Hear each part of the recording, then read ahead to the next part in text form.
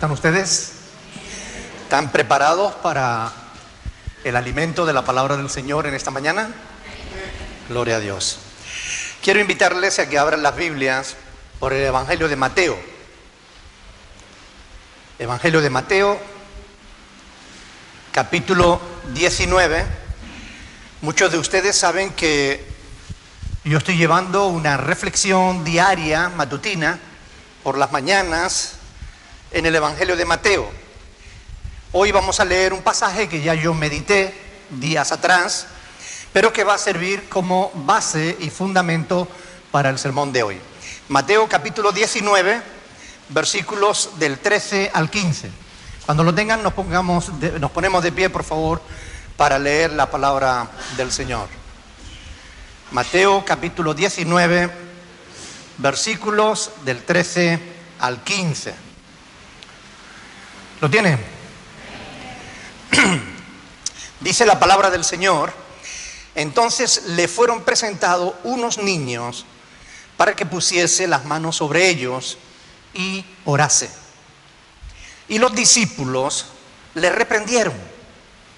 Pero Jesús les dijo: dejad a los niños venir a mí y no se lo impidáis, porque de los tales es el reino de los cielos. Y habiendo puesto sobre ellos las manos, se fue de allí. Hasta aquí la palabra del Señor. Vamos a orar. Padre Celestial, te damos muchas gracias porque tú nos has dejado tu palabra para que podamos meditarla y a través de ella conocerte a ti y conocer tu voluntad para nuestras vidas. Tú eres nuestro creador, tú nos has hecho, tú tienes un propósito para cada uno de nosotros y queremos, Señor, vivir de acuerdo a tu voluntad. Llévate la gloria y la honra en esta mañana, Señor. El deseo de nuestro corazón es oír tu voz en medio de este sermón, que tú nos hables a cada uno en particular y que podamos salir de aquí, Señor, sabiendo que hemos oído la voz del Dios vivo y todopoderoso. Voz que transforma nuestras vidas, voz que cambia circunstancias, voz que hace nuevas todas las cosas. Llévate la gloria y la honra en el nombre de Jesús, pues solo tú la mereces. Amén. Pueden sentarse, mis hermanos. El título del sermón de esta mañana es: tú eres responsable. Yo soy responsable. Nosotros somos responsables. Pueden coger cualquiera de los tres. Nuestra responsabilidad, tu responsabilidad, mi responsabilidad. En esta mañana yo quiero meditar sobre este pasaje de las Escrituras porque vamos a celebrar tres ceremonias. Bueno, una ya la estamos celebrando. La primera es rendir culto a Dios. Amén. Es algo que los cristianos hacemos desde que Cristo resucitó. Celebramos el domingo, el día de la resurrección de Cristo, celebramos un culto de adoración a Dios, reconociendo que Dios está por encima de la vida y de la muerte, reconociendo que Él es Dios, que todo lo que Él dijo es verdad, porque si pudo vencer a la muerte, puede hacer lo que quiera. Amén. Por eso estamos celebrando en esta mañana un culto de adoración a Dios, a través del cual le damos gracias por el perdón de nuestros pecados, le damos gracias por el sacrificio de Cristo en la cruz, le damos gracias por su Espíritu Santo que habita en nuestro corazón, le damos gracias por su palabra que nos ha dejado para que conozcamos su voluntad, le damos gracias por su misericordia, por su amor infinito. Amén. Esto lo hacemos cada domingo. Celebramos un culto de acción de gracias para mostrarle a Dios nuestra gratitud, para mostrarle nuestro amor, porque Él nos amó a nosotros primero. Amén. Pero además en esta mañana vamos a celebrar dos ceremonias más. Como ven, la mesa ya está puesta. Vamos a celebrar la Santa Cena. Después hablaremos de la Santa Cena. Pero también hoy, en esta mañana, vamos a celebrar la presentación de un niño, de un bebé, de una niña, de una bebé. La bebé de nuestros hermanos Alex y Zuli, Sara. Así que yo quiero comenzar precisamente por la presentación hoy, por la presentación de Sara. Y quiero explicar por qué hacemos lo que hacemos. Porque todo tiene que tener un fundamento. Si nosotros decimos, yo creo que, tenemos que tener un fundamento a través del cual nosotros podamos saber que lo que estamos creyendo no es una tontería, ¿verdad? Hay gente que cree en verdaderas tonterías. Ustedes lo saben. No vamos a hablar de las tonterías en esta mañana, porque son tantas y tan diversas. Pero lo que nosotros creemos, lo creemos porque tenemos fundamento para creerlo. Así que en ese pasaje que acabamos de leer y que nos va a servir como texto base para la presentación, para la meditación de hoy y la presentación de Sara, en este pasaje nace esa antigua tradición cristiana de la presentación de los niños a Dios. Tradición que no tiene nada que ver con la salvación de los bebés. Porque todos sabemos que para que una persona sea salva, debe depositar fe y confianza en Jesús. Y una bebé no tiene conciencia, por tanto, no puede creer, ni Dios le exige creer. Por tanto, esta presentación no tiene nada que ver con la salvación de Sara. Tampoco es una especie de bautismo. No es una iniciación a la fe en la que los padres inician a sus hijos en la fe. No tiene nada que ver con eso. Para que Sara pueda ser iniciada a la fe, Sara debe tener sentido común, debe tener conciencia. Y siendo un bebé, ni la tiene ni la necesita. Ahora bien, cuando presentamos un niño al Señor, no lo hacemos como María y José lo hicieron cuando presentaron a Jesús en el templo. En base, lo tenemos aquí en Lucas, vamos a ir a la palabra, vamos a ver varios pasajes en esta mañana que nos van a mostrar el fundamento de lo que hacemos y por qué lo hacemos, cómo lo hacemos. Lucas capítulo 2, versículo 21, dice lo siguiente. Lucas capítulo 2, versículo 21. Cumplidos los 8 días para circuncidar al niño, aquí está hablando de Jesús, ¿ok? Le pusieron por nombre Jesús, el cual le había sido puesto por el ángel antes que fuese concebido. Y cuando se cumplieron los días de la purificación de ellos, conforme a la ley de Moisés, le trajeron a Jerusalén para presentarle al Señor, como está escrito en la ley del Señor: todo varón que abriere la matriz será llamado santo al Señor. Y para ofrecer conforme a lo que la ley del Señor, lo que se dice en la ley del Señor, un par de tórtolas o 2 palominos. Nosotros no presentamos a Sara en base a este pasaje, porque este pasaje tiene que ver con la ley de Moisés. Y la ley de Moisés fue dada no para la iglesia. La ley de Moisés fue dada para el pueblo judío, para el pueblo de Israel. Por tanto, los padres no tienen que traer 2 tórtolas ni 2 palominos para presentar a sus hijos al Señor. Eso era conforme a la ley del Señor, conforme a la ley del antiguo pacto. Gracias a Dios nosotros no estamos en el antiguo pacto, no estamos bajo la ley. Pablo lo dice en Romanos 6:14, no estamos bajo la ley, sino bajo la gracia. Por tanto, nosotros no tenemos que cumplir la ley de Moisés para agradar a Dios. La ley de Moisés fue dada para el pueblo de Israel, y es muy importante no confundir a Israel con la iglesia, ni a la iglesia con Israel, porque nos meteríamos en un follón enorme. De hecho, hay muchas personas confundidas porque dicen que la iglesia es el Israel espiritual. Espiritualizan textos del Antiguo Testamento y se los aplican a la iglesia. Y tenemos un verdadero problema. Porque ¿qué textos del Antiguo Testamento se le pueden aplicar a la iglesia y cuáles no?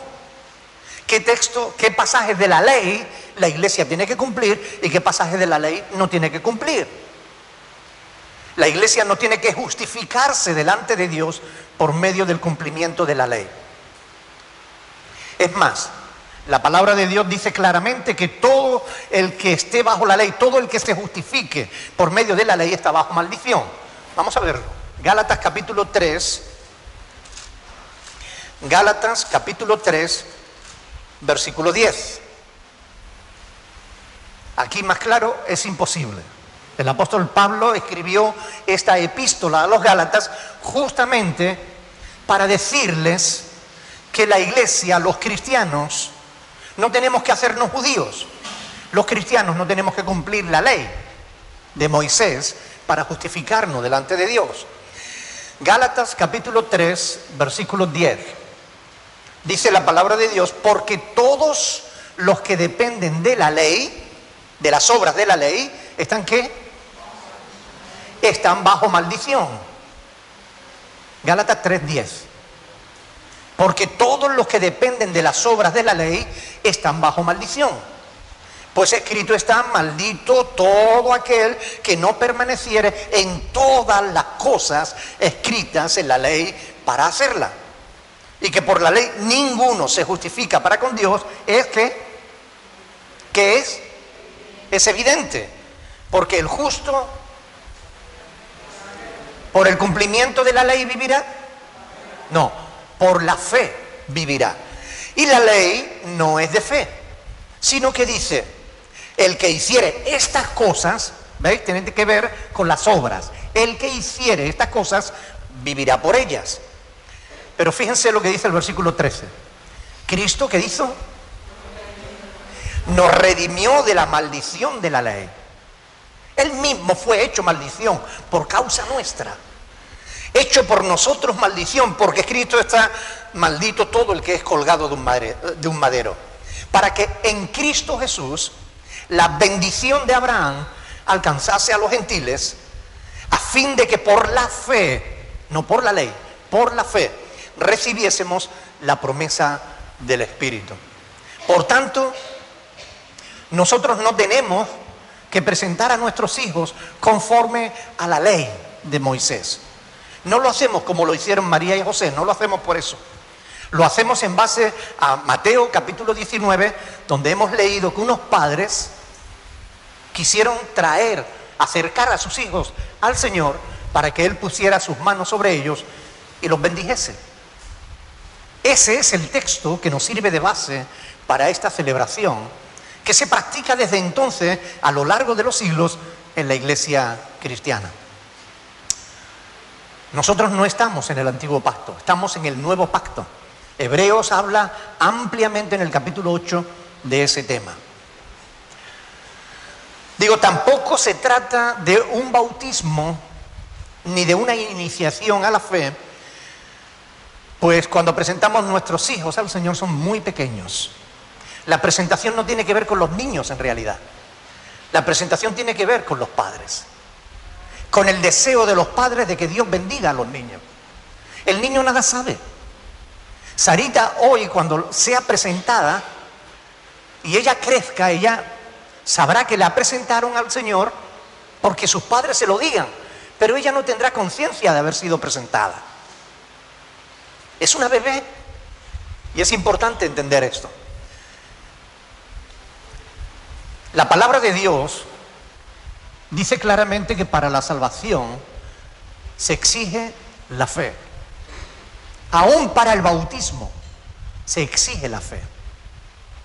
Porque la fe en realidad, el bautismo en realidad es un testimonio que la persona da de que se identifica con Cristo tanto en su muerte como en su resurrección. Y de esto el apóstol Pablo habla en Romanos capítulo 6. Vamos a ir a verlo. Romanos capítulo 6. Es importante que todo lo que hacemos lo podamos explicar con la palabra de Dios. Porque Dios no nos ha dejado al antojo de nuestro corazón. Dios sabe que nuestro corazón es engañoso, ¿verdad? Por tanto, Dios no nos ha dejado sin una instrucción clara, sencilla y específica para que sepamos cuál es su voluntad, sino que nos ha dado un manual, su palabra, para que en todo y por todo sepamos cuál es la voluntad de Dios para nuestra vida. Romanos capítulo 6, versículo 4. Porque somos sepultados juntamente con Él, está hablando con Cristo, para muerte por el bautismo, a fin de que como Cristo resucitó de los muertos por la gloria del Padre, así también nosotros andemos ¿en qué? Gloria a Dios. Mire, el bautismo es una identificación de la persona que se bautiza con Cristo. Nos identificamos con Cristo en su muerte y en su resurrección. Morimos a la vieja vida, al viejo hombre, al pecado que practicábamos antes. Cuando resucitamos, cuando salimos del agua, nacemos a una vida nueva. Pero no a partir del bautismo. El bautismo no es lo que te da la vida nueva. Porque si tú no tienes una vida nueva ya antes de bautizarte, tu bautismo no sirve. Estás dando un testimonio falso. El bautismo no es para que comiences a vivir una vida nueva. Es para testificar que ya tienes una vida nueva. Que ya has nacido de nuevo. Que ya tomaste tu decisión de vivir por fe en Cristo. Y lo testificas mediante el bautismo. Así que tanto la salvación como el bautismo demandan fe. ¿Ustedes creen que Sarita puede creer? ¿Puede tener fe? No. Ella ni siquiera tiene conciencia. Lo único que Sarita piensa es en comer y en dormir. Y en que la mantengan limpita. Ella no piensa en otra cosa. En estar cerca de su mamá, de su papá y punto. Ella no piensa más. Y eso sí es que piensa. ¿Verdad? Sí, sabemos que piensan porque aún cuando somos embriones, ya Dios se comunica con nosotros. ¿Lo dice verdad que el Señor se comunicaba con Jeremías aún desde el vientre de su mamá? Dios lo apartó para ser profeta a las naciones. Por tanto, nosotros presentamos a los niños en base a este pasaje de Mateo capítulo 19, versículo del 13 al 15, en el que unos padres responsables presentaron sus hijos al Señor para que Él los bendijera. La presentación de los niños a Dios es una antigua ceremonia cristiana mediante la cual los padres dan gracias a Dios por sus hijos y los acercan a Él para que Dios los guarde, para que Dios los proteja, para que Dios los bendiga. Y al hacerlo, los padres están testificando públicamente de su fe, de su compromiso con Dios y con la iglesia ante la cual la presentan. Están declarando que tienen fe en que Dios va a cumplir su palabra, de proteger y bendecir a sus hijos. Déjenme decirle que al alejarse de Dios, el ser humano ha perdido el norte en todos los sentidos, especialmente en cuanto a la idea de responsabilidad. Al renunciar a Dios y a su voluntad para nuestras vidas, el hombre queda a merced de las más bajas pasiones de su corazón. Y aunque no quieran creerlo, como acabamos de decir, el corazón humano es engañoso más que todas las cosas, y añade el profeta Jeremías, y perverso. Así es tu corazón, así es mi corazón. El corazón humano es engañoso y es perverso. Por esa razón, la humanidad entera está caminando justamente en dirección contraria a la que debería caminar. La humanidad entera está alejándose cada día más y más de su Creador, caminando cada día más hacia la oscuridad, alejándose de Dios que es la luz. Como también el apóstol Pablo escribió en Romanos 1, ¿verdad? Cuando dice que se envanecieron en sus razonamientos y su necio corazón fue entenebrecido. Creyéndose sabios, se hicieron necios.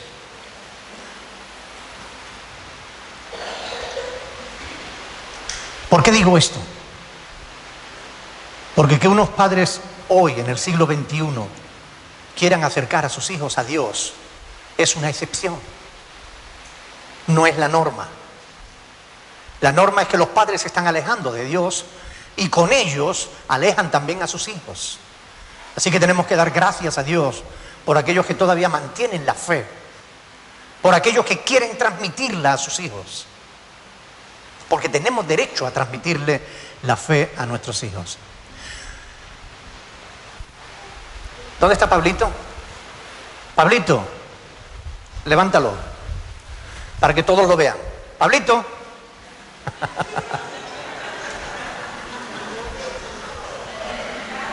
Se ha cortado, se ha avergonzado. ¿Ustedes se imaginan que un niño como Pablito le pudiera decir a sus papás, papás, mamá, a partir de ahora quiero la independencia? Ya no les necesito.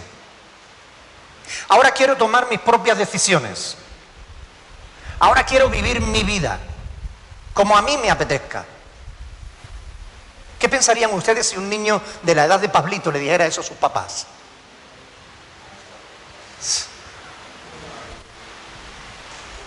¿Ustedes creen que estaría capacitado para vivir por sí solo? ¿No sería una locura? ¿Verdad? Realmente lo sería, ¿no? Y no tardaría mucho en manifestar lo errático de esa decisión, ¿no? Las consecuencias negativas que se derivarían de pretender tomar sus propias decisiones, gobernarse a sí mismo cuando todavía no está preparado para ello. Al final pagaría con creces ese error. Pablito no lo va a hacer, porque ni siquiera tiene mentalidad para hacer eso, ni tomar esas decisiones. Pero la humanidad sí, el ser humano sí. El ser humano ha tomado esa decisión y le ha dicho a Dios, no te necesito. Como si fuera un niño pequeño que quiere vivir por sí mismo, que quiere la independencia. Le ha dicho a Dios que ya está suficientemente adulta. La humanidad ya no necesita a Dios. Saquemos a Dios de las escuelas, saquemos a Dios de todos los lugares. No necesitamos a Dios. Y lógicamente, como un niño de esa edad, la humanidad está tomando decisiones erróneas. Decisiones muy, muy desacertadas. Absurdas. Pensando encima que les va a ir bien.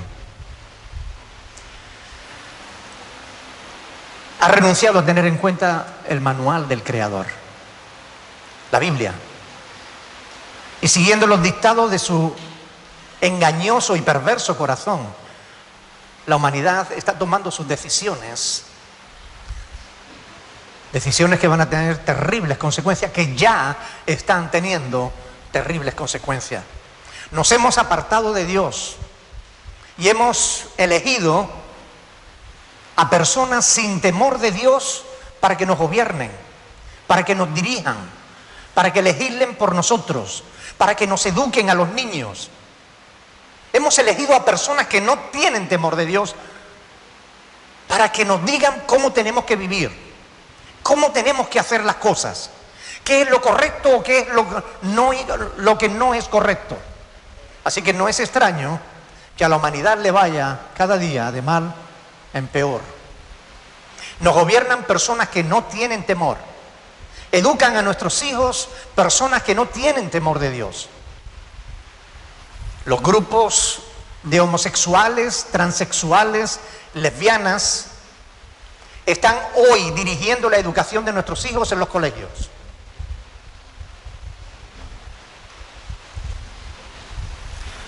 Alejándolos cada día más del Creador.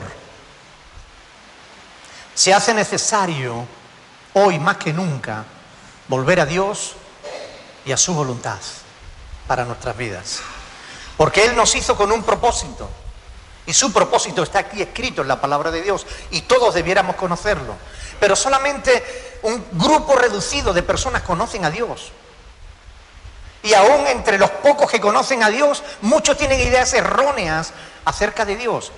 Mucho más erróneas acerca de su voluntad para sus vidas.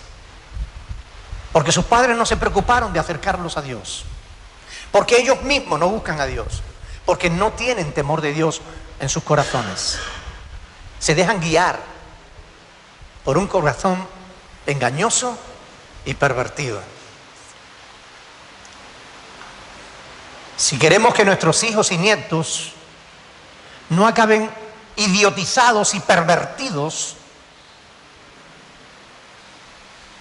tenemos que hacer algo al respecto. Hemos llegado a un punto en el que a lo bueno le llamamos mal y a lo malo le llamamos bueno. Como padres responsables, no podemos permanecer callados ante personas que están llevando a nuestros hijos al precipicio de la inmoralidad más extrema. Y los están arrojando al vacío existencial sin que hagamos nada para evitarlo. Yo no sé si algunos de ustedes han visto los manuales con los cuales se está enseñando la ideología de género en los colegios. En dibujitos te ponen a una niña así y a un niño al lado. La niña con vagina, el niño con pene. Y abajo te ponen a la niña y al niño, la niña con pene y el niño con vagina. Y tú tienes que decidir lo que quieres ser. Esas cosas se las están enseñando actualmente a los niños en los colegios. Hablo de niños pequeñitos, con 5 años. Ya le están enseñando esas barbaridades. Y los padres callan y no hacen nada. ¿Saben? En algunos países en Latinoamérica han salido en manifestación pública millones de personas para quejarse y no han podido conseguir imponerlo. Aquí nos callamos y no decimos ni mu. Yo creo que ha llegado el momento en el que ya es hora que nosotros digamos, eso no es correcto, eso no es así. ¿Hasta cuándo vamos a permanecer callados, consintiendo que otros nos digan cómo tenemos que educar a nuestros hijos? Deuteronomio capítulo 6, vamos a ir a verlo. Deuteronomio capítulo 6, y esto es algo que tenemos que tomar nota. Deuteronomio capítulo 6, a partir del versículo 4, Deuteronomio es el 5.º libro de la Biblia. Deuteronomio capítulo 6, versículo 4 dice: Oye Israel, el Señor nuestro Dios, el Señor uno es. Y amarás al Señor tu Dios de todo tu corazón y de toda tu alma y con todas tus fuerzas. Y estas palabras que yo te mando hoy estarán sobre tu corazón. ¿Y qué? Y las repetirás a tus hijos y hablarás de ellas estando en tu casa y andando por el camino y al acostarte y cuando te levantes. Las atarás como una señal en tu mano y estarán como frontales entre tus ojos, y las escribirás en los postes de tu casa y en tus puertas. En Deuteronomio 32 vuelve otra vez a repetir este mismo mandamiento.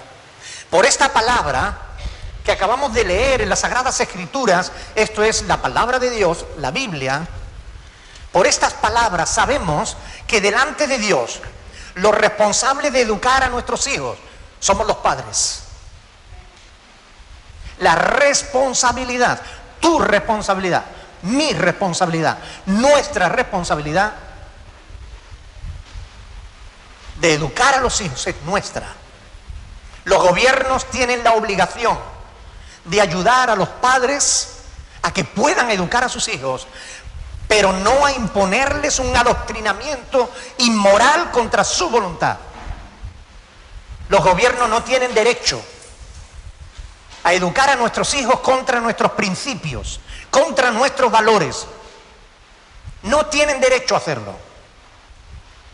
Ningún gobierno de ningún país de la tierra tiene derecho a decirle a un padre cómo tiene que educar a su hijo.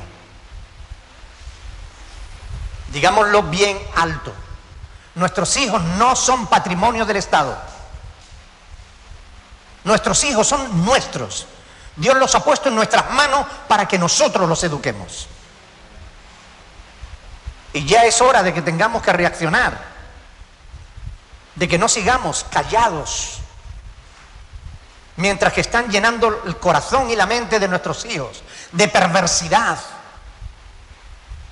La responsabilidad del Estado no es educarlo contra los valores y principios de los padres, sino conforme a esos principios y valores.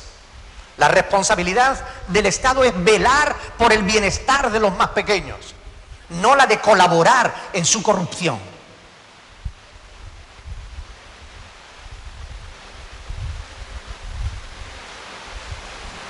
Hoy vemos que las cosas que antes avergonzaban, hoy se muestran públicamente con orgullo. Vemos manifestaciones de gays y lesbianas en las que homosexuales que han adoptado niños pequeños les besan en la boca. Homosexuales besando a niños pequeñitos a los que han adoptado. Homosexuales que se exhiben totalmente desnudos delante de niños pequeños. Eso antes estaba penado. Tú salías desnudo a la calle y te metían preso. Hoy en día lo hacen y se sienten orgullosos de ello. Mientras tanto, los papás y las mamás de esos niños que se quedan asombrados mirando esas cosas y esas perversidades, hombres besándose con hombres en público, mujeres con mujeres, haciendo cosas que no deben en público, esos padres de esos niños permanecen callados, sin decir nada, sin hacer nada. Los padres tenemos el deber de educar a nuestros hijos conforme a nuestros principios, tan dignos de respetar como los de cualquier otra persona. Nadie tiene derecho a imponernos un adoctrinamiento contra nuestra propia moral, nadie. Si los gays y lesbianas creen tener derecho a vivir como quieran, ¿por qué intentan quitarnos ese mismo derecho a nosotros? Quienes me demandan, y lo he dicho muchas veces, quienes demandan respeto para sí mismos, tienen que comenzar por respetar al prójimo, por respetar al otro. Y si yo tengo que respetar a los gays y lesbianas, ellos tienen que respetarme a mí. Es así de simple. Ya es hora de que levantemos nuestra voz y digamos basta. Basta. No estamos dispuestos a consentir que sigan pervirtiendo a nuestros hijos, porque el silencio de los buenos es la excusa perfecta de los malos. No podemos esperar a que el mal ya sea inevitable. Tenemos que reaccionar. Debemos hacer cuanto esté en nuestras manos para hacer llegar a las autoridades nuestra opinión al respecto, para que sepan que no queremos que nuestros hijos sean educados conforme a la ideología de género. No, señor. Tenemos derecho a elegir para nuestros hijos lo mejor. Es derecho de todo padre y madre. Y lo mejor no es que les eduquemos para ir contra la naturaleza. Creemos que quienes nacen con pene deben ser educados como jóvenes, como niños. Y quienes nacen con vagina deben ser educadas como niñas. Esa es nuestra opinión. Y tenemos derecho a pensar como queramos pensar. Si ellos lo tienen, nosotros también. En lo que creemos, es lo que creemos y tenemos derecho a creerlo. Razón por la cual los gobiernos no tienen derecho, no tienen nada que decir al respecto, sino velar porque nuestro derecho se tenga en cuenta. Por ese motivo, la sexualidad no es algo que deba ser enseñado en los colegios. La sexualidad es algo que debe ser enseñado en el hogar. Son los padres y las madres quien tienen que educar a sus hijos en esa área tan personal. No podemos permitir que el gobierno siga adoctrinando a nuestros hijos en ese sentido. Si alguno quiere enseñar a sus hijos contra natura, que lo haga, pero que lo haga en su casa. Que no tengan que enseñar a los míos en contra de mi voluntad. Nadie tiene derecho a educar a nuestros hijos, sino nosotros mismos. Somos cristianos y tenemos derecho a hacerlo. No tenemos por qué avergonzarnos de ser cristianos. No hay nada en la fe cristiana que deba avergonzar a nadie. Es cierto que a lo largo de la historia, algunos que se llamaban cristianos han hecho en nombre de Dios cosas que Dios no quería que se hicieran. Pero aquellos no eran verdaderos cristianos. La verdadera fe cristiana está en las Sagradas Escrituras. No está en lo que digan los papas o en lo que digan los libros religiosos de diferentes religiones. Nuestra única base de fe es la palabra de Dios, las Sagradas Escrituras. Y no hay nada aquí, en este libro, de lo que tengamos que avergonzarnos. Allá cada cual con su responsabilidad delante del Creador. Y quieren educar a sus hijos contra natura, háganlo. Pero no eduquen a los míos. A los míos los educo yo. Porque cada uno de nosotros va a tener que rendir cuenta delante de Dios. Todos y cada uno de nosotros. ¿Cómo hemos educado a nuestros hijos? ¿O cómo hemos permitido que otros los eduquen? Cuando los padres manifiestan el deseo de que sus hijos sean presentados al Señor, está marcando la diferencia. Indica que ellos no solo reconocen a Dios como el dador de la vida, sino también están pidiendo al Señor que bendiga y protejan a su hijo, o en este caso a su hija, manifestando su fe en que Dios lo va a hacer. Pero es necesario que quienes presentan a sus hijos a Dios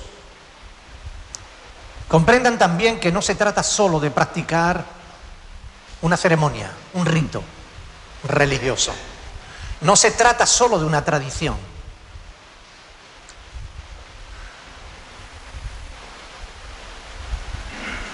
Se trata de saber que Dios vela por los hijos. Dios vela por nuestros hijos.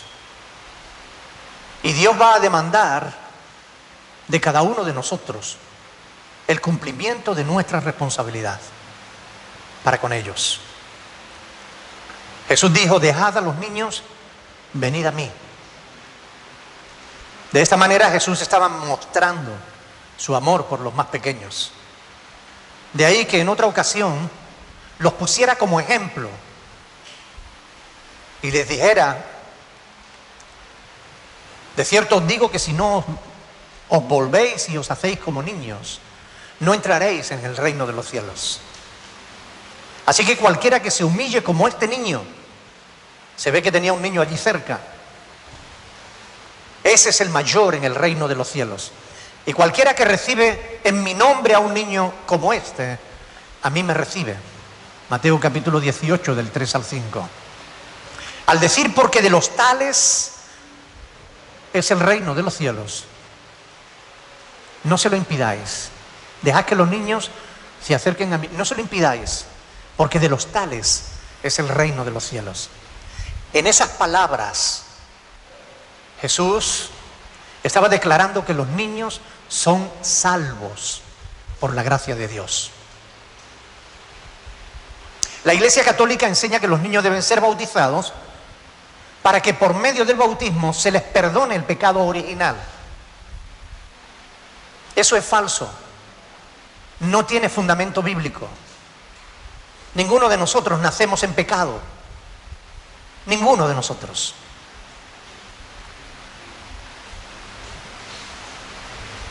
Nacer con una naturaleza de pecado es culpar a Dios de habernos hecho mal.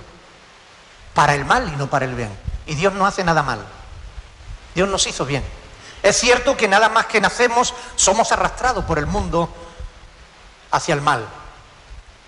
Por eso todos necesitamos al final de Cristo. Pero no es cierto que nosotros nazcamos con una naturaleza depravada, como dice la Iglesia Católica, y como dice también el calvinismo y los grupos reformados y otros grupos religiosos que malinterpretan las Sagradas Escrituras. De los niños es el reino de los cielos. Y si Cristo le da el reino de los cielos, le abre la puerta a los niños, ¿quiénes somos nosotros para cerrársela? Si un padre es negligente y no lo bautiza, entonces ese niño no va al cielo, va al limbo.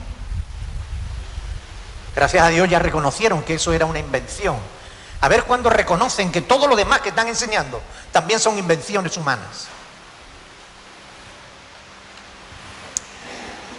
Dios no inculpa de pecado a los niños. La palabra de Dios es clara. A veces malinterpretan las Escrituras por ignorancia. Y es algo que tenemos que tener en cuenta. Por eso hay que prestar atención a la palabra de Dios. La Biblia dice, bienaventurado el varón a quien el Señor no inculpa de pecado. Y Jesús no inculpa de pecado a los niños. Demos gracias a Dios por esa misericordia que Dios tiene, por su bondad para con los más pequeños. Y quiera Dios que cada padre y madre sientan en sus corazones el deseo, la carga de acercar a sus hijos al Señor para que Él los bendiga. Algunos de ustedes ya conocían estas cosas, llevan tiempo en el Señor y me han oído predicar estas cosas en diferentes ocasiones.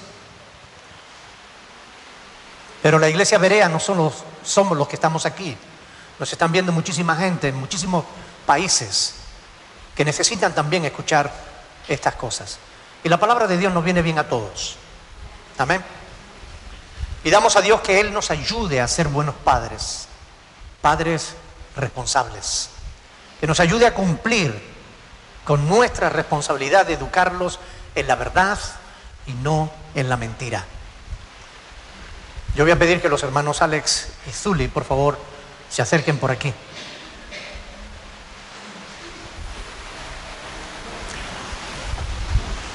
Alex y Zuli, ellos van a ir pasando para acá con su bebé, porque vamos a...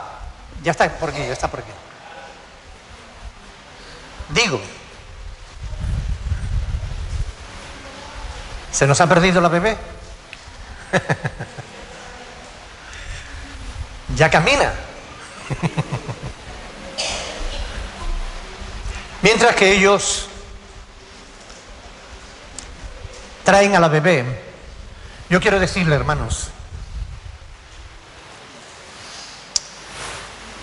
voy a hacer un escrito para enviarlo a las autoridades, al alcalde, al presidente del Cabildo, al presidente del Gobierno de Canarias y al presidente de la Nación, para que en el que digamos basta, basta, basta de permitir que los pervertidos gobiernen este país, para decirle basta a que sean los perversos quienes eduquen a los más pequeños.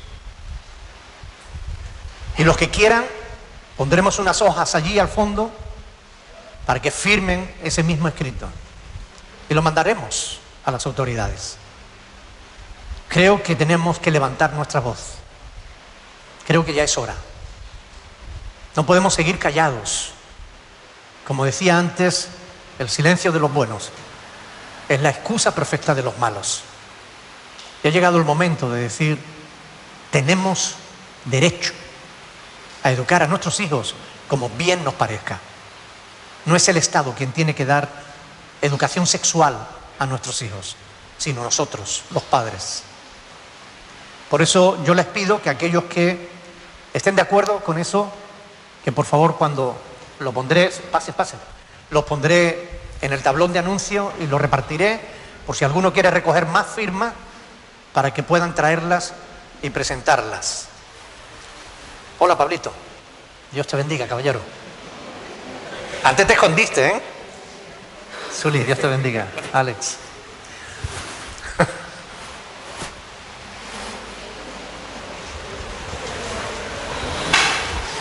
Está despierta, ahora sí le veo los ojos.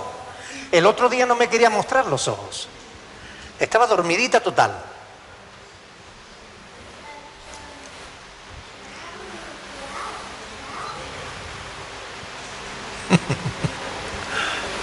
Alex y Zuli, ustedes vienen a presentar a esta niña delante del Señor, como presentaron en su día a Pablito. Yo quiero preguntarle, ¿ustedes se comprometen delante del Señor a educarla conforme a la fe cristiana? Muy bien. ¿Se comprometen a darles ejemplo a vuestros hijos?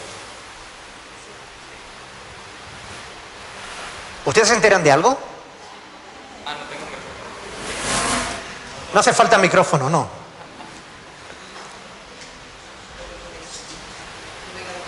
Vale.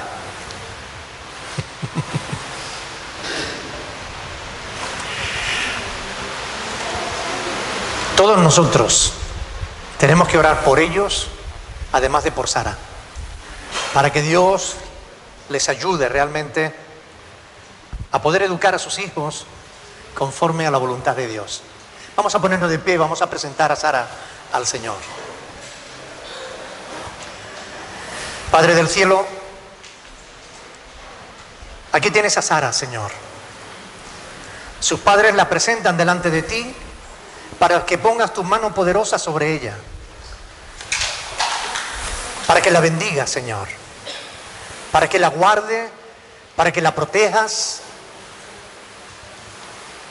para que te reveles a su vida, Señor, de tal manera que ella un día, cuando crezca, pueda conocerte, Señor. Queremos encomendarte su cuidado. Provee para todas sus necesidades. Dale sabiduría a los padres, Señor, para que realmente ellos sepan ser verdadero ejemplo de sus hijos. Ayúdanos para que los animemos a ellos, para que los sostengamos cuando ellos flaqueen. Señor, bendice esta familia que está delante de ti y especialmente a Sara, Señor. También a Pablito. Señor, bendícelos en el nombre de Jesucristo, tu Hijo. Amén. Amén. Pueden sentarse, mis hermanos. Mira qué tranquila que está ella. Toda tranquila. Ya comió, ya hizo sus necesidades.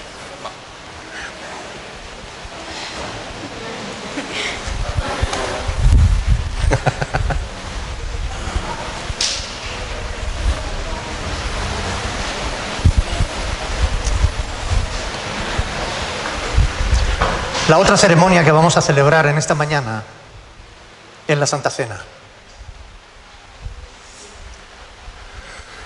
Es un rito que Jesús mismo instituyó como memorial de su sacrificio en favor nuestro. Por medio de este rito, de esta tradición, nosotros manifestamos nuestra fe en Dios.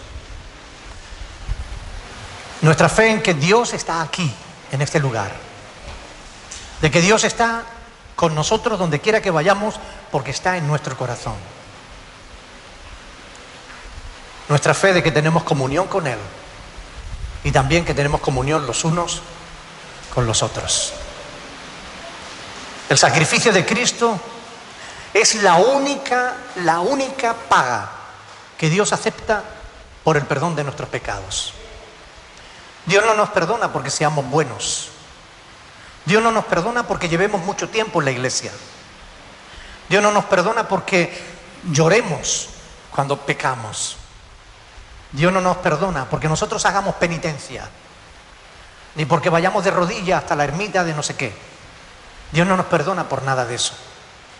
Dios nos perdona cuando nos arrepentimos con sinceridad y presentamos delante de Él la sangre de Cristo que fue vertida en la cruz del Calvario. Es el sacrificio de Cristo el único motivo que Dios acepta para el perdón de nuestros pecados. Y es lo que nosotros vamos a celebrar ahora. El apóstol Pablo dice en las Sagradas Escrituras: porque yo recibí lo que también os he enseñado, que el Señor Jesús, la noche que fue entregado, tomó pan y habiéndolo dado gracias, lo partió y lo dio a sus discípulos diciéndole: tomad, comed todos de él, porque esto es mi cuerpo que por vosotros es partido. Haced esto en memoria de mí. Jesús no nos pidió que hiciéramos imágenes de madera, que las pusiéramos sobre nuestros hombros y las sacáramos de paseo por la calle para recordar su obra en la cruz. No nos pidió eso, nos pidió esto. Y nosotros hoy vamos a celebrar la comunión. Voy a pedir que nuestra hermana Estela, por favor, diaconisa de la iglesia, pase por aquí, y mi esposa también pase por aquí, porque Óscar Molina y Carolina están de vacaciones. ¿Ven? Por eso no están hoy entre nosotros. Y Ana Ruth no la he visto por aquí. ¿No está? Bueno. Por tanto, vamos a pedirle a ellas que ellas oren por el pan y por el vino. Y después lo van a repartir. Y cada uno de nosotros va a tomar un trozo de pan, va a tomar un vasito con vino, que son los símbolos. Ayer mismo me escribía un católico porque en uno de nuestros vídeos hablaba de la Santa Cena y él decía que la Biblia no dice que el pan y el vino sean símbolos, que esas palabras hay que tomarlas literalmente, por aquello de que la Iglesia Católica afirma que cuando oramos, consagramos el pan y el vino, se convierten en verdaderos cuerpos y verdadera sangre del Señor, ¿verdad?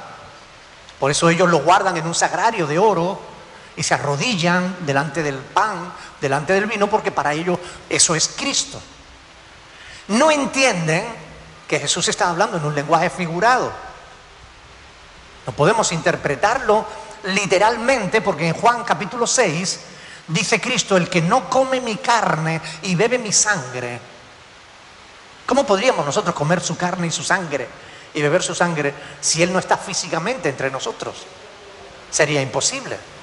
Es un absurdo interpretar la palabra de Dios sin tener en cuenta el contexto gramatical en el que fue escrita. Pero damos gracias al Señor que tenemos la palabra, que podemos interpretarla correctamente, y nos damos cuenta de que efectivamente cuando Jesús tomó el pan y dijo: esto es mi cuerpo, no se refería a que ese trozo de pan fuera realmente su cuerpo. Su cuerpo era el que sostenía el trozo de pan. Estaba hablando en lenguaje figurado. Cuando nos reunimos y tomamos entre nosotros el pan, es pan. Pero para nosotros es símbolo del cuerpo de Cristo. Amén. Como el vino es símbolo de la sangre de Cristo. Y nosotros tomamos el vino sabiendo que en vino no se produce ningún milagro, ninguna transustanciación, que es una palabreja que se han inventado los católicos para decir que el vino deja de ser vino y se convierte en sangre. ¿Alguno de vosotros cuando habéis tomado la comunión habéis notado sabor a sangre? ¿Verdad que no? Es vino, sigue siendo vino, pero es símbolo. Un símbolo representa otra cosa. Es vino, pero representa la sangre de Cristo. Amén. Ahora bien, entre las instrucciones que el apóstol Pablo da en 1 de Corintios capítulo 11 al respecto de la comunión, de esta celebración, él dice que debemos juzgarnos a nosotros mismos. Eso quiere decir que nos tenemos que examinar, tenemos que preguntarle a Dios: Señor, ¿hay en mí camino de perversidad o alguna cosa mala? Porque si hay pecado en tu corazón, ¿cómo tendrás comunión con Dios? Y si no tienes comunión con Dios, ¿cómo testificarás que la tienes? Si estás enojado con tu hermano y no lo quieres perdonar, como Dios te ha perdonado a ti, ¿cómo podrás tener comunión con Dios? ¿Y cómo podrás participar de estos símbolos que representan tu comunión con Dios o tu comunión con los demás? Por tanto, es importante que nos examinemos a nosotros mismos. Y al examinarnos a nosotros mismos, si encontramos algo que no es correcto en nuestra vida, oramos y le decimos: Señor, perdóname por este pecado. Y si tengo algo contra alguien y puedo ir ahora y decirle: hermano, perdóname, lo hago. Y si no, le digo: Señor, dame la firme decisión de hablar con mi hermano y pedirle perdón. Y después participa. Pero ninguno debe participar de la comunión si no tiene comunión con Dios o si no tiene comunión con los hermanos. ¿Lo han entendido? No es complicado, es sencillo. La palabra de Dios dice: el que come y bebe indignamente, sin discernir, sin comprender el cuerpo y la sangre del Señor, juicio come y bebe para sí. Por lo cual, dice, hay muchos enfermos y debilitados entre vosotros, y algunos incluso duermen. El apóstol Pablo está diciendo con esas palabras que algunas personas se enfermaron e incluso otras murieron por causa de que no respetaron las cosas de Dios. Y las cosas de Dios hay que respetarlas, porque cuando nosotros participamos de la comunión, Dios mismo está con nosotros en esta mesa. Dios está aquí en este lugar y Él sabe no solo lo que hacemos, sino aún lo que pensamos o sentimos en lo más profundo de nuestro corazón. Por tanto, pongámonos de pie y oremos al Señor.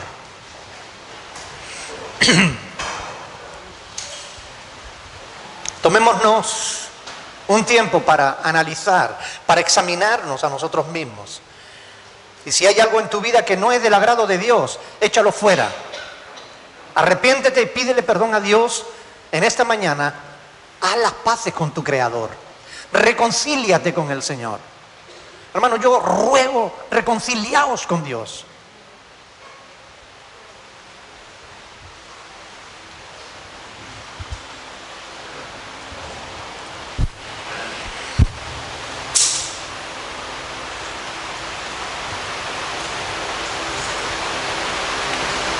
Líbranos, Señor, aún de los pecados ocultos que no nos acordamos o no conocemos. Límpianos con la sangre preciosa de Cristo. Como de un cordero limpio, sin mancha.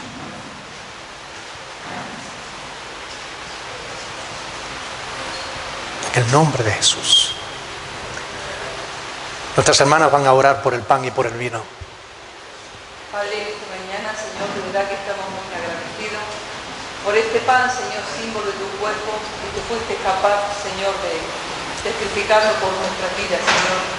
Gracias, Padre, porque no te bajaste de esa cruz, Señor. Gracias por quedarte y por, a través de tu cuerpo, Señor, simbolizaste el perdón de pecados, Señor. En esta mañana te rogamos que lo bendiga en el nombre de Jesús. Amén. Amén. Sí, Señor, de igual manera te damos gracias, oh Dios, por este vino, que es símbolo de la sangre de nuestro Dios derramaste en todas las otras. Bendeciste, Señor, por amor a nosotros, Señor. Gracias por reconciliarnos con nuestro Padre, Señor. Te damos gracias en nuestra boca, Señor. Y gracias por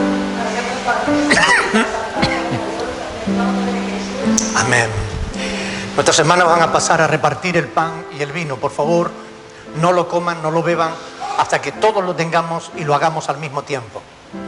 Mientras quiero leeros unos pasajes de las Escrituras. Si pues la perfección fuera por el sacerdocio levítico, porque bajo él recibió el pueblo la ley, ¿qué necesidad habría de que se levantase otro sacerdote, según el orden de Melquisedec, y que no fuese llamado según el orden de Aarón? Porque cambiado el sacerdocio, necesario es que haya también cambio de ley. Y aquel de quien se dice esto es de otra tribu, de la cual nadie sirvió al altar. Porque manifiesto es que nuestro Señor vino de la tribu de Judá, de la cual nada habló Moisés tocante al sacerdocio. Y esto es aún más manifiesto si a semejanza de Melquisedec se levanta un sacerdote distinto, no constituido conforme a la ley del mandamiento acerca de la descendencia, sino según el poder de una vida indestructible. Pues se da testimonio de él: tú eres sacerdote para siempre, según el orden de Melquisedec. Queda pues abrogado el mandamiento anterior a causa de su debilidad e ineficacia. Pues nada perfeccionó la ley, y de la introducción de una mejor esperanza por la cual nos acercamos a Dios. Y esto no fue hecho sin juramento, porque los otros ciertamente sin juramento fueron hechos sacerdotes, pero este con el juramento del que le dijo: juró el Señor y no se arrepentirá, tú eres sacerdote para siempre, según el orden de Melquisedec. Por tanto, Jesús es hecho fiador de un mejor pacto. Y los otros sacerdotes llegaron a ser muchos, debido a que por la muerte no podían continuar. Mas este, por cuanto permanece para siempre, un sacerdocio inmutable, por lo cual puede también salvar perpetuamente a los que por él se acercan a Dios, viviendo siempre para interceder por ellos. Porque tal sumo sacerdote nos convenía, santo, inocente, sin mancha, apartado de los pecadores y hecho más sublime que los cielos, que no tiene necesidad cada día, como aquellos sumos sacerdotes, de ofrecer primero sacrificios por sus propios pecados y luego por los del pueblo. Porque esto lo hizo una vez para siempre, ofreciéndose a sí mismo. Porque la ley constituye sumo sacerdote a débiles hombres, pero la palabra del juramento, posterior a la ley, al Hijo, hecho perfecto para siempre. Ahora bien, el punto principal de lo que venimos diciendo es que tenemos tal sumo sacerdote, el cual se sentó a la diestra del trono de la majestad en los cielos, ministro del santuario y de aquel verdadero tabernáculo que levantó el Señor y no el hombre. Porque todo sumo sacerdote está constituido para presentar ofrendas y sacrificios, por lo cual es necesario que también éste tenga algo que ofrecer. Así que si estuviese sobre la tierra, ni siquiera sería sacerdote, habiendo aún sacerdotes que presentan las ofrendas según la ley, los cuales sirven a lo que es figura y sombra de las cosas celestiales, como se le advirtió a Moisés cuando iba a erigir el tabernáculo, diciéndole: mira, haz todas las cosas conforme al modelo que se te ha mostrado en el monte. Pero ahora, tanto mejor ministerio es el suyo, cuanto es mediador de un mejor pacto establecido sobre mejores promesas. Porque si aquel primero hubiera sido sin defecto, ciertamente nos hubiera procurado para uno segundo. Pero reprendiéndolos, dice: aquí vienen días, dice el Señor, en que estableceré con la casa de Israel y la casa de Judá un nuevo pacto, no como el pacto que hice con sus padres el día que los tomé de la mano para sacarlo de la tierra de Egipto, porque ellos no permanecieron en mi pacto y yo me desentendí de ellos, dice el Señor. Por lo cual este es el pacto que haré con la casa de Israel. Después de aquellos días, dice el Señor, pondré mis leyes en la mente de ellos y sobre su corazón las escribiré. Y seré a ellos por Dios y ellos me serán a mí por pueblo. Y ninguno enseñará a su prójimo y ninguno a su hermano, diciendo, conoce al Señor, porque todos me conocerán, desde el menor hasta el mayor de ellos, porque seré propicio a sus...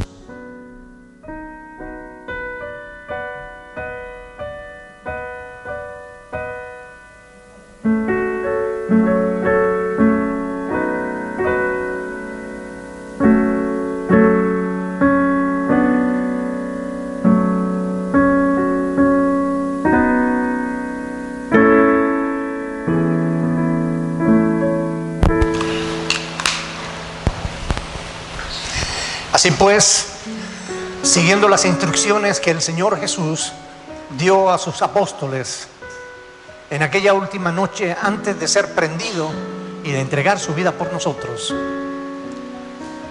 nosotros en esta mañana vamos a participar de este acto sagrado en memoria de aquel sacrificio que Él hizo en favor de todos nosotros.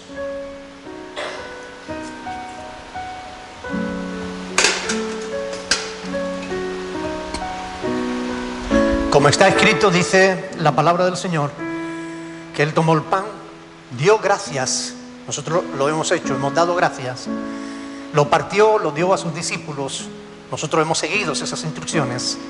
El apóstol Pablo dice, esperaos los unos a los otros. Nos hemos esperado unos a otros y ahora participamos de este pan con gratitud de nuestro corazón, sabiendo que es símbolo del cuerpo de Cristo que fue entregado para el perdón de nuestros pecados. Participemos todos de Él con gratitud en nuestro corazón.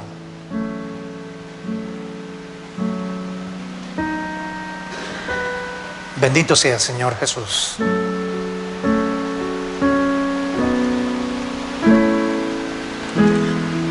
La Escritura sigue diciendo que después de haber cenado, tomó la copa y habiendo dado gracias, la dio a sus discípulos y les dijo, tomad, bebed de ella todos, porque esto es mi sangre, sangre del nuevo pacto, de la nueva alianza, que es hecha para la remisión, será vertida para la remisión de vuestros pecados.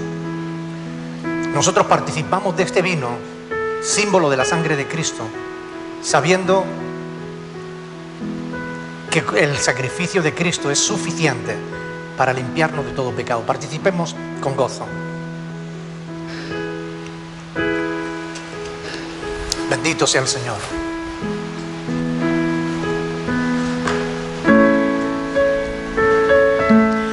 Oh, bendito sea tu nombre, Señor.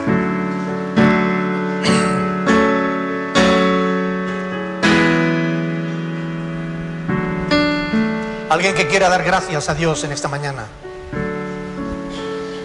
porque nuestros pecados nos han sido quitados. El sacrificio de Cristo nos hizo limpio una vez y para siempre. Demos gracias al Señor, porque no hay pecado en nuestras vidas, porque Él es fiel y justo para perdonar nuestros pecados y limpiarnos de toda maldad. Demos gracias al Señor, hermanos. Alguien que quiera dar gracias a Dios con sus propias palabras.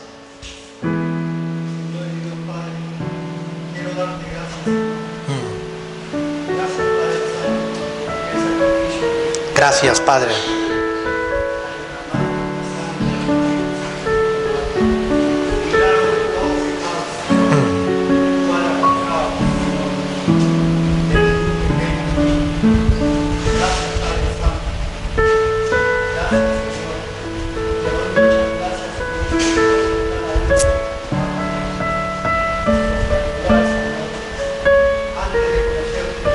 Gloria a tu nombre, Jesús.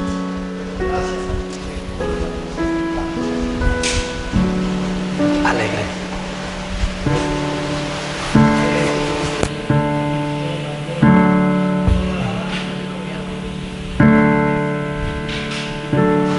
Amén. Aleluya. ¿Alguien más que quiera orar al Señor en esta mañana con gratitud?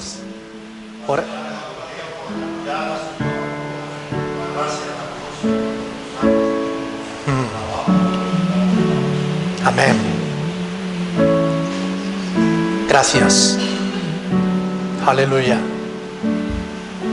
Aleluya. Dios es bueno. Gracias por el perdón de nuestro pecado, Señor. Gracias por la esperanza de la resurrección y de la vida eterna. Gracias. Gracias porque tú cumples tu palabra, Señor. Ayúdanos a nosotros también a cumplir con tu voluntad. Ayúdanos a ser responsables, Señor. En el nombre de Jesús. Amén.